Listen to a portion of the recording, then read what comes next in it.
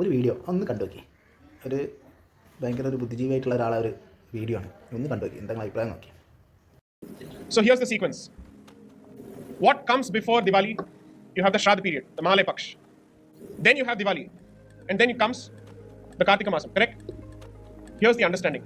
And you will find parallels to this structure or to this tradition even in China. So what are you doing during the Shraddha period or during the Mahalaya Paksh period? The understanding is that your ancestors have come and you're supposed to feed them. That is what effectively you do.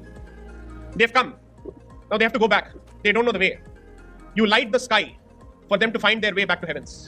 There is scripture after scripture after scripture that says that this is to be done. It's called Akashadipam.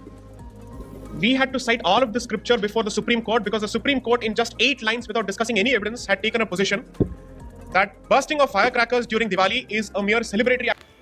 ഇപ്പോൾ ആരാ പറയുന്നത് നിങ്ങൾക്ക് മനസ്സിലായ? New Hindutva പ്രൊജക്റ്റിൻ്റെ വലിയ ഗുണാണ്ടറായിട്ടുള്ള ആളാണ് സായി ദീപക്. നിങ്ങൾ എന്ത് കൂടുതലാണ് എൻ്റെ സായിയായിട്ടാണ് കൂടുന്നത്? ദീപാവലിക്ക് പടക്കം പൊട്ടിക്കുന്നതിന് മൂപ്പരൊരു ന്യായീകരണം കൊണ്ടുവരാണ്. എന്താണ് ന്യായീകരണം? ദീപാവലിക്ക് പടക്കം പൊട്ടിക്കുന്നത് അതിൻ്റെ മുന്നാലെ ഇങ്ങോട്ട് വരുന്ന പിതൃക്കളില്ലേ, നമ്മളെ ആത്മാക്കളെ, മരിച്ചുപോയ ആൾക്കാർ ഇവിടെ ഓരോ കൊല്ലവും അവർക്ക് കൊടുക്കുന്ന മന്തി ബിരിയാണിയൊക്കെ കഴിക്കാൻ വേണ്ടിയിട്ട് ഇങ്ങോട്ട് വരും. ഇങ്ങനെ വരുന്ന ആൾക്കാർക്ക് രാത്രി തിരിച്ചു പോകാൻ വഴി കാണിച്ചു കൊടുക്കാൻ വേണ്ടിയിട്ടാണ്. എന്തൊരു വിടലാണ് നിങ്ങൾ കൂടുന്നത്?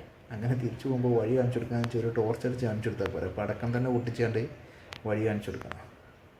ഈ പടക്കമൊക്കെ കണ്ടുപിടിച്ചത് എന്താ? പടക്കമൊക്കെ ചൈനക്കാർ കണ്ടുപിടിച്ച സാധനമല്ലേ?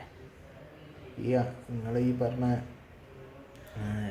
പുരാതന കാലഘട്ടത്തിൽ ഈ പുരാണങ്ങളിലൊക്കെ എന്താ പടക്കത്തിനെ കുറിച്ച് പറഞ്ഞു. അപ്പോൾ മൂപ്പർ പറഞ്ഞ പടക്കത്തിനെ കുറിച്ച് അതിൽ പറഞ്ഞിരിക്കുന്നത് ഉൽക്കാദാനം എന്ന് പറഞ്ഞാണ്ട് മറ്റേ കാർത്തിക മഹാത്മ്യം എന്ന് പറഞ്ഞ പുസ്തകത്തിലൊക്കെ പറഞ്ഞിരിക്കുന്നത് പറഞ്ഞു.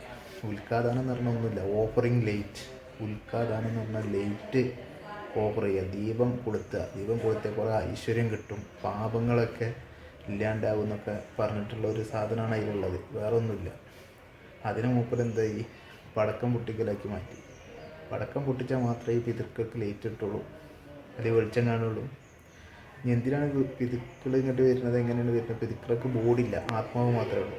ഈ കാഴ്ച എന്ന് പറഞ്ഞാൽ തന്നെ കണ്ണിൻ്റെ ഒരു പ്രോപ്പർട്ടിയാണ്. കണ്ണില്ലാത്ത പിതൃക്കൾ എങ്ങനെ ഇങ്ങോട്ട് വന്നത്? ഈ തിരിച്ചു പോകുമ്പോൾ ഈ കാഴ്ച ലൈറ്റ് കത്തിച്ചാൽ തന്നെ ആ ലൈറ്റ് കണ്ണിലടിച്ചിട്ട് അത് റെറ്റിനയിൽ പതിച്ചിട്ട് തലച്ചോറിൽ എന്ത് ചെയ്യണം? ആ ഇമേജ് ക്രിയേറ്റ് ചെയ്യണം. അങ്ങനെ കണ്ണും ബോഡിയും ശരീരവും ഒന്നും ഇല്ലാത്തവർക്ക് എങ്ങനെയാണ് അത് ചെയ്യാൻ കഴിയുക? അപ്പോൾ അങ്ങോട്ട് തള്ളി തന്നെ. ഇതാണ് ഈ ഒരു മതം തലയ്ക്ക് പിടിച്ചുള്ള പ്രശ്നം. അതിന് എത്ര വലിയ ബുദ്ധിജീവിയായിട്ടും കാര്യമില്ല, തള്ളലിനൊരു കുറവുണ്ടാവില്ല.